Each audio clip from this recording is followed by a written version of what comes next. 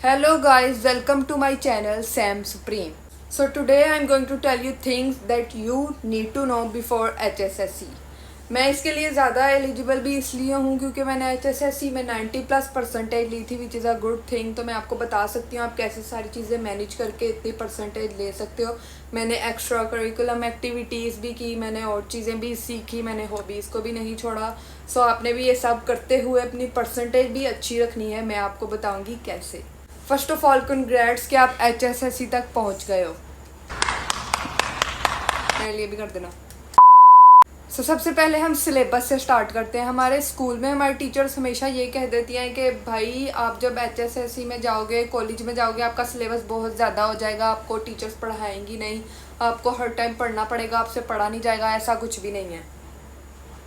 मतलब सिलेबस ज़्यादा होता है पर आप उसको बर्डन ना समझो तो वो इजी होता है। हमेशा लेवल अप होता है लाइफ में। ओके, आप उसको इजीली पढ़ते रहोगे, रोज़ का रोज़ पढ़ोगे, रोज़ का रोज़ आपने लाजमी पढ़ना है, जो मर्जी हो जाए। This is such a basic thing but ये बहुत ज़रूरी भी है। एट द सेम पॉइंट आपको जो टीचर ने पढ़ाया है आपने घर आके वो ऐसे पढ़ना है कि जैसे आप भी किसी और को पढ़ा रहे हो। जब आपके चैप्टर्स रह जाते हैं, जैसे बायो के लंबे चैप्टर्स होते हैं, बायो के अगर आप प्री मेडिकल में जा रहे हो तो बायो के काफ़ी ज़्यादा चैप्टर्स आ जाते हैं कॉलेज के अंदर। तो आपने एक चैप्टर अगर काफ़ी लंबा है उसको देख के परेशान नहीं होना, आपने उसको 3 हिस्सों में डिवाइड कर लेना है। This is the thing that I use to do. और आपने ये नहीं करना कि आप इतनी ज़्यादा चीज़ें इकट्ठी कर लो, यहाँ से भी मैं सिलेबस पकड़ लूँ, यहाँ से भी मैं ये चीज़ पकड़ लूँ, यहाँ से भी मैं जितने रिसोर्सेज हो सकते हैं मैं पकड़ लूँ। आपने ऐसे नहीं करना। आप इंटरनेट के दौर में रह रहे हैं, ये नया दौर है, इसमें आप हल्का सा इस तरह सर्च करते हो, आपके पास वो चीज़ आ जाती है एग्जैक्ट जो आपको चाहिए होती है। तो आपने ये नहीं करना कि आप इतनी ज़्यादा चीज़ें इकट्ठी करो। मेन फोकस आपका चीज़ को याद करना होता है, चीज़ को इकट्ठे करना, चीज़ को याद करना नहीं होता। सेकेंड, जब आप कॉलेज में जाते हो तो आपकी बहुत ज़्यादा एक्स्ट्रा करिकुलम एक्टिविटीज़ आ जाती हैं, जैसे कि सोसाइटी, स्पोर्ट्स, अदर इवेंट्स। तो आपने घबराना नहीं है कि उसमें मैं पार्टिसिपेट करूँगी तो मेरे से सिलेबस नहीं हो पाएगा। अगर आप पार्टिसिपेट करें, रोज़ अपना रिवाइज़ करते जाएं तो आपको कोई प्रॉब्लम नहीं होगी। ये मैं लिख के दे देती हूँ। आल्सो आपको अपनी सिलेबस और पढ़ाई की दुनिया से निकल के कुछ अलग करना चाहिए। अगर आपको अपॉर्चुनिटी मिल रही है तो आपको करना चाहिए। आपका जब तक ब्रेन शार्प नहीं होगा आपको पढ़ाई भी कोई फ़ायदा नहीं दे सकेगी।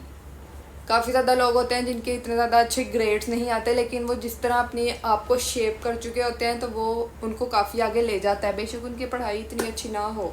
आई ऑल्सो हाईली रिकमेंड कि आप इस एज में जिम करना शुरू कर दें, कोई ना कोई छोटी छोटी एक्सरसाइज घर में करना शुरू कर दें। जब तक आपकी बॉडी डिसिप्लिन में नहीं आएगी आप लोग पढ़ाई नहीं कर सकोगे, चीज़ों को बैलेंस नहीं कर सकोगे। जिम या तो एक्सरसाइज आपको बहुत ज़्यादा डिसिप्लिन, मोटिवेशन देती है, आपको बहुत ज़्यादा शेप करती है।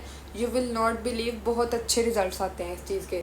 तो आप ये ज़रूर करें और मोटिवेटेड रहें और पढ़ें। अगर तो आपका कॉलेज अच्छा नहीं है, क्योंकि अक्सर ऐसा होता है कि किसी का कॉलेज अच्छा नहीं होता, उसको पढ़ाने के लिए काफ़ी अच्छे टीचर्स नहीं मिलते।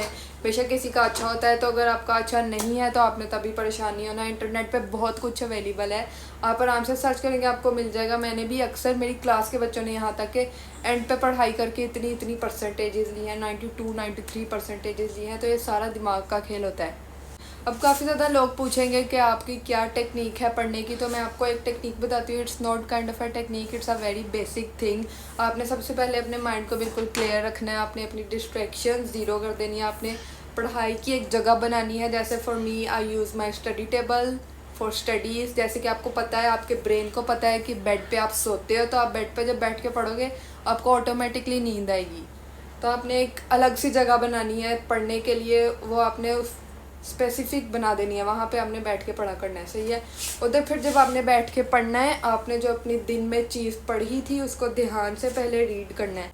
आपने जो पहले चीज़ दिन में पढ़ी थी उसको आपने फोकस से रीड करना है।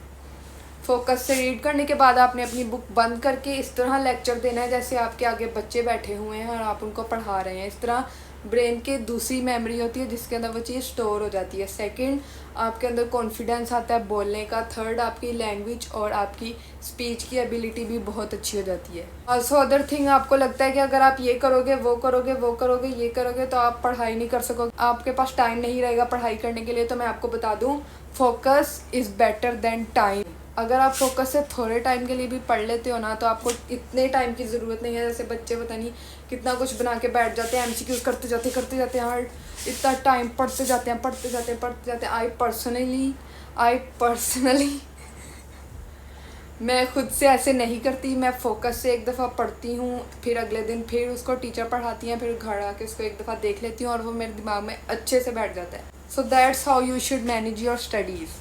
And the other technique I am going to tell you, जिससे आप पढ़ाई इजीली कर सकते हैं. अक्सर आपके साथ ऐसा होता है कि आप स्क्रॉल करते जाते हो और आपका पढ़ाई करने का दिल ही नहीं कर रहा होता. तो हमने क्या करना है, हमने एकदम से मोबाइल बंद करके साइड पे रख देना है. सही है. फिर आपने अपने ब्रेन को कहना है कि 1 स्टेप एट अ टाइम. अभी आपने ब्रेन को सिर्फ इतना कहना है कि सिर्फ तुमने उठना है. अगर आप अपने ब्रेन में ये डाल दो कि ओ माय गॉड कि मेरा इतना ज़्यादा सिलेबस है और मैंने वो इतना ज़्यादा करना है और मैंने इतनी देर के लिए पढ़ना है, तो आपका ब्रेन आपको इतनी लेजीनेस दे देगा कि आपका उठने तक का दिल नहीं करेगा. तो आपने अपने ब्रेन को हल्का सा ही स्टेप अभी बताना है, अपने ब्रेन में हल्का सा ही स्टेप रखना है कि मैंने अभी उठना है, अपनी कॉपी आराम से पकड़नी है, आराम से क्लीन जगह पे बैठना है, उसको खोलना है एंड 5 मिनट के लिए कंप्लीट फोकस से पढ़ना है. फिर आपका एक फ्लो बन जाएगा और आप कंटिन्यू कर सकोगे. So this is a thing that you also need to do if you feel lazy during your study hours.